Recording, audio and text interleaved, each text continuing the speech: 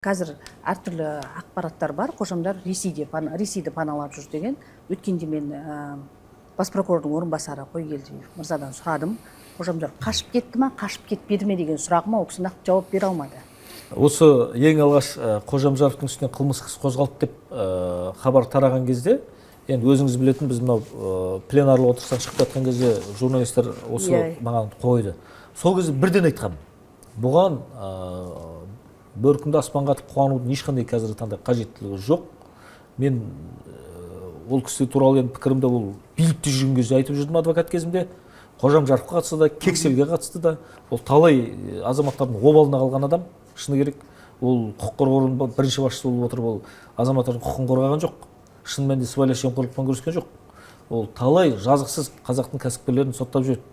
Және мен сізге керек десеңіз сілтемесін жіберейін. Сол депутат болып адвокат болып жүрген кезімде мына үлкен өкінішке қарай көрші елдің тапсырмасымен біздің бизнесті тұншықтыратын құралға айналды мына Қожамжаров мекемесі деген сөздерді айтқам. Нақты кейс мысалдар келтіріп отыр. Қашан қолына кісен салынып ұсталды деген хабар шығады, сол кезде бұны бір жаңалық ретінде айтуға болады деп сол кезде бірден айтқам.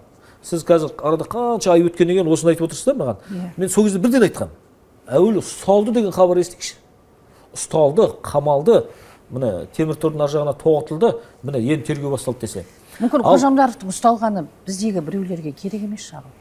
Әрбір мемлекеттік қызметші, әрбір саяси қызметші, соларға оның қолында бұлжытпас айғақтар бар, фактілер бар, нақты құжаттар бар. Енді өзіңіз ойлаңыз, мемлекет деген не? Мемлекеттің саясатын жүзеге асыратын кімдер? Ол нақты тұлғалар ғой. Біреу жаңағыдай бір саланы басқаратын министр, біреу бір комитетті басқаратын төраға, біреу бір тергеу саласын басқаратын бір лауазымды адам. Ол шай ғана кісісін жібереді айтады. Сен мынаны істесең, мен мынаны шығарам жарыққа. Тіпті кісісін жібермей-ақ та ол адам өзі біледі. Ол кезінде оның алдына кірген, өйтіп-бүйтіп мәселені шешкен, жылы жауып қойған деген сияқты нәрселер мен болжамды түрде айтып отырмын. Әбден іске асуы мүмкін. Өйткені оның қолында құпия мәліметтер бар, құпия құжаттар бар. Ол құпия оның былайша айтқанда қарсы қолданады ғой ертең. Аман қалуының үлкен бір жаңағыдай құралы.